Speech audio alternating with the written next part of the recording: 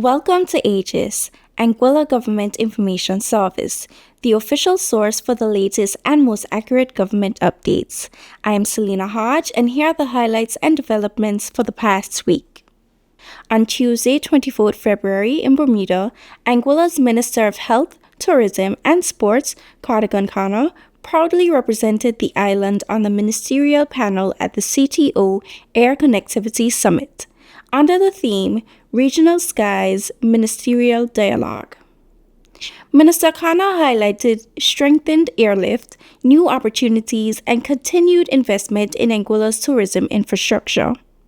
The message was clear: Anguilla is ready for smart, strategic growth. Under the leadership of the Caribbean Tourism Organization, collaboration across the region continues to elevate Caribbean connectivity, and the future of Anguilla's skies is bright. Anguilla also brought forward-looking leadership to the CTO Board of Directors meeting held in Bermuda from February 22nd to 25th, 2026. Representing Anguilla was Director of Tourism, Mr. Jamil Rochester, whose leadership continues to strengthen Anguilla's contribution to regional tourism dialogue. As part of the unified vision of One Caribbean, Anguilla remains committed to collaboration, innovation, and sustainable tourism growth across the region. The National Tourism Youth Congress 2026 will be held on 15th April 2026 from 1 p.m. to 4 p.m. at Anguilla Great House in Rendezvous. Students will present bold ideas and fresh perspectives on the future of Anguilla's tourism industry, competing for the opportunity to represent Anguilla at the Regional Tourism Youth Congress in Guyana this October. Supporters are encouraged to secure their space and come out to celebrate the creativity and leadership of our youth as they help shape the future of tourism. Regional leadership and cooperation were also in focus as Anguilla's Honorable Premier attended the 50th regular meeting of the Conference of Heads of Government of CARICOM, held in St. Kitts and Nevis from 24 to 27 February 2026. The theme, Beyond Words, Action Today for a Thriving Sustainable CARICOM, laid out the importance of the regional meeting that brought together Caribbean leaders to address priority issues including economic development, regional security, and sustainable growth across CARICOM member states. Hi everyone, welcome to the launch of Fran the Firefly Has Lost a Light. I want to say a special thank you to Education Department, Mr. Brent Romney, to all of the principals of the various primary schools, and of course to the parents and to the children who have come out to support. Thank you, thank you, thank you. Fran the Firefly book launch and fun day held on 26 February 2026 was a lively celebration of literacy and community, featuring the official book launch by Anguillan author Ms. Serena Connell. The event began with a school reading event at participating primary schools, where students enjoyed an engaging book reading, a brief Q&A session, and received copies of the storybook and workbook. Students also had opportunities to win prizes, receive autographs, and take photos. Overall, the event was a successful and inspiring experience that brought the community together in support of reading and education. A large shipment of C900 pipes for Anguilla's water development system have arrived on the island, marking an important step toward enhancing the island's water distribution network. The arrival of the materials signals continued progress in improving water infrastructure, with the new pipes expected to strengthen supply capacity, increase reliability, and support future development. These ongoing deliveries represent steady progress toward improving a more efficient and consistent water supply for residents and businesses. Jollification Day 2026 is set for Monday, 2nd March. The Anguilla Enhancement Project is encouraging island-wide participation in its annual Best Village competition. With support from the government of Anguilla, participating villages will receive seed funding to enhance their celebrations. Categories include Most Vibes, Best Breakfast, Most Youth Participation, and Best Jollification Event. Residents are encouraged to come out and support their communities as Anguilla celebrates heritage, unity, and village pride. The Anguilla Social Security Board continues to invest in young voices. A sponsorship of $5,000 from the Social Security Development Fund was provided to the Anguilla Literary and Debating Society to support participation in the Leeward Islands Debating Competition 2026, scheduled for 25th February to 2nd March in Nevis. This contribution promotes youth development by empowering young people with confidence, critical thinking, and communication skills. We wish the team every success as they proudly represent Anguilla on the regional stage. Anguilla continues to commemorate the centennial of the father of the nation, the late Honorable James Ronald Webster. On Tuesday, 24th February 2026, uniformed students from public and private schools across the island marched through the valley in a celebratory parade. Dressed in purple and gold, students sang patriotic melodies and carried banners in honor of the late leader. Additional national activities will continue throughout the year as Anguilla reflects on the legacy and contributions of the father of the nation. Happy birthday, hero! Happy birthday, hero!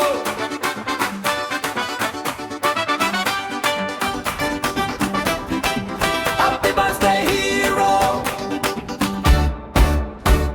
Out of the dust of poverty, he uplifted this country. After years of neglect, we rode the waves of respect. Mr. James Ronald Webster was a visionary leader. He saw an Anguilla shaping and rooting its own destiny. So we are here to celebrate, salute and honor the memory and birthday of Mr. Webster, James Ronald. The Department of Natural Resources, in collaboration with the United States Department of Agriculture and the Inter-American Institute for Cooperation on Agriculture, hosted the Anguilla chapter of the African Swine Fever Surveillance and Response Capacity Building Project. Following the 2021 outbreak of African swine fever in the Dominican Republic, which was declared endemic, precautionary measures have been strengthened across the region.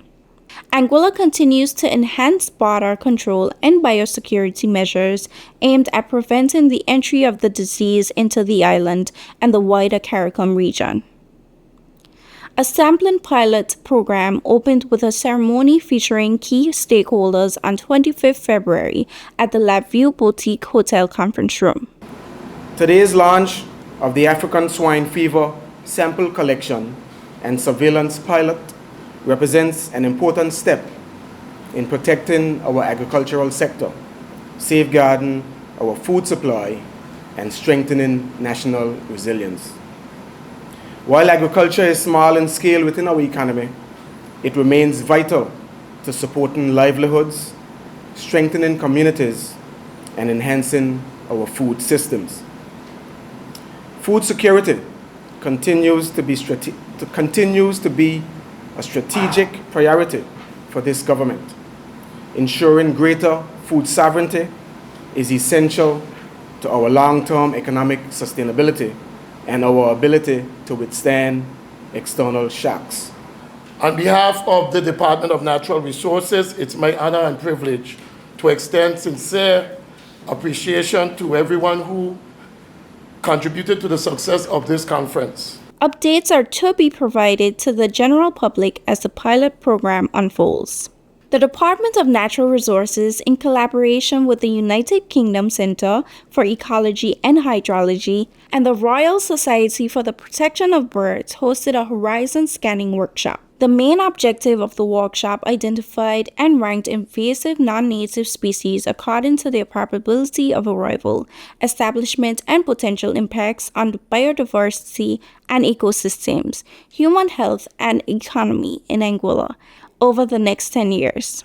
This workshop is a key deliverable under the Darwin Strategic Project entitled enabling effective biosecurity in the United Kingdom overseas territories, and is a key component of sustainable environmental management in food security. My name is Ron Connor, the Director for the Department of Natural Resources, the Environment Unit, and today we are having our workshop on alien invasive species, basically looking at our horizon scanning.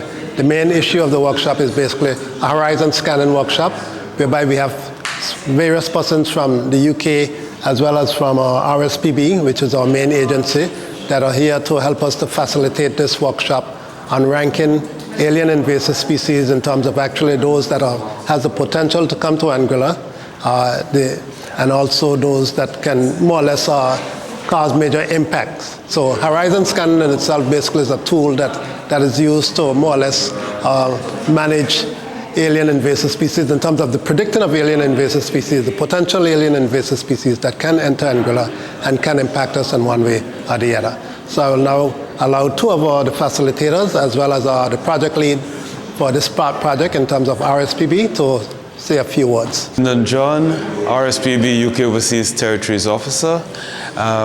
We're here in Anguilla in support of the Darwin Strategic Project covering the biosecurity across the UK Overseas Territories. This project is £2.5 million and is funded by the UK government under the Darwin system. And in Anguilla, in fact, for all of the territories, the project hopes to strengthen biosecurity, particularly focusing at marine ports. And so it supports the hiring of biosecurity officers, which there is one hired under the ministry for Anguilla. We're looking at policy and legislation, strengthening that. We're looking at infrastructure, where needs are, whatever is required in terms of strengthening the ports so that you reduce the likelihood of introduction of invasive species. For instance, green iguanas, North American raccoons, opossums. We know that these animals are moving primarily through trade routes, movement of ships, etc. So in principle, basically that's the idea that the project is. And here today we have the horizon scanning exercise being undertaken to determine what is likely to arrive in Anguilla. I'm Helen Roy, and I'm from the UK Centre for Ecology and Hydrology and the University of Exeter.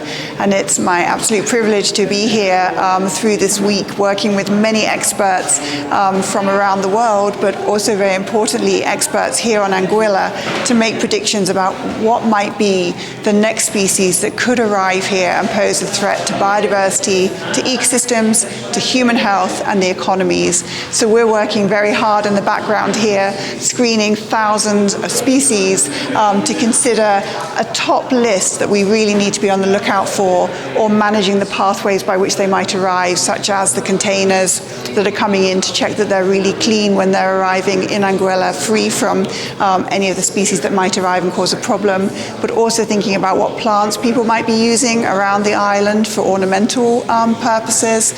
And for example, we're having discussions around things like some of the grasses that might pose a fire risk. So there's lots of different impacts that these species could have, and we're working very hard to think about which ones should we really focus on as a priority to mitigate the impacts going forward. The Gender Affairs Unit has announced the 2026 RISE Women's Awardees, honoring women whose leadership and service uplift women and girls across Anguilla.